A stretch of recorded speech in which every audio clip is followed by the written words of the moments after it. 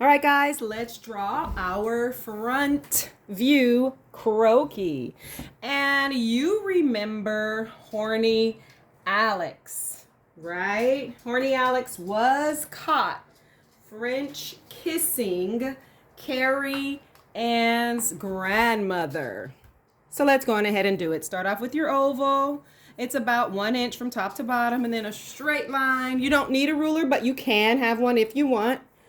And then we're going to put our first space underneath at the very bottom of our top oval. Let's measure from top to bottom and mark those spaces. This is space number 2, 3, 4, 5, 6, 7, 8, and space number 9. So now that we have all 9 head spaces, the next thing we're going to do, drag these lines over to the right.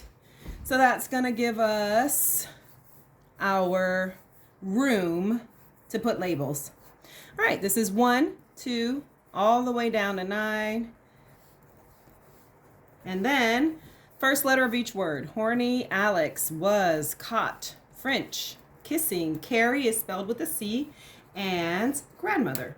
Okay, so that is our label situation. Why don't we go on ahead and fill in the rest of the words? So first word here, head, and next word, apex, waist, crotch, fingertip when your arms are straight up and down, knee, calf, ankle, ground.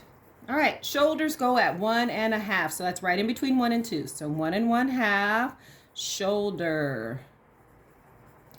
And put in your J shape for your neck landing on that shoulder. Now 1.5 head spaces. So from the top, this is 1 head space and this is 1.5. That's how wide the shoulders are. So go on ahead and mark 1.5 head spaces wide. Put in your shoulder slope. Move down to your waist. We want 1 head space wide for the waist. So go on ahead and pop that one into place. Drag down your sides. Put in your smile for your bust. And of course, the apex, fullest point of the bust, is at 2. The bust bottom, or the curve, the smile of the bottom of the bust, is at 2.25. All right, next one is horizontal guideline at 4.25. So I'm just going to write 4 1/4, elongated crotch. That's because she's taller than average. So the average person would have a crotch at 4. She's taller than average, so it's 4 1/4. The width of the shoulder is the same as our width here for our crotch, which is also at that hip area. Parenthesis shape down. Okay, center, dash, and then frown, frown, and smile for your waist. Middle of each leg, and then now drag it down, drag it down. Okay, 6 is our knee. Put in our knee socket, and then now 2 long parentheses, drag that down. You want to land somewhere near the right and the left of our knee socket. Short parentheses to start, and that's going to be your calf muscle. Now the ankle is at 8, so it's a smaller socket, and then drag down. Drag this one down. All right, diagonal line. Remember, it's longer here at the inside, and we smile, and it's shorter at the outside.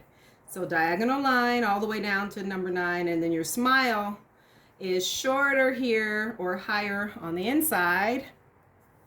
And 2 guidelines for our arms, and our elbow is also the waist. So now for the outer edge of our shoulder, a frown, and then down here near that underarm, that's the inside of our arm. We're just going to drag that down. Short parentheses here. Put in your socket for the wrist, drag it down. And your hand, diagonal lines, 2 different segments. And then your J shape fills this in. Okay, same here. A little bit of a frown on the edge of the shoulder, and then here it's aiming up toward the underarm. Drag this one down. I'm going to narrow this in a bit more. So we drag it down. There we go. Now 2 short parentheses and put in your wrist socket, drag down to the left and right. And then once again, your line segments for the fingertips, they finish right around here about mid-thigh, and the J shape to flesh them out. That is it. You can go back in and add more detail if you want, so you can narrow this in a little bit more. And you can add in these little lines for a bit more collarbone detail and a little bit more on our neck. But that's it. You've done it.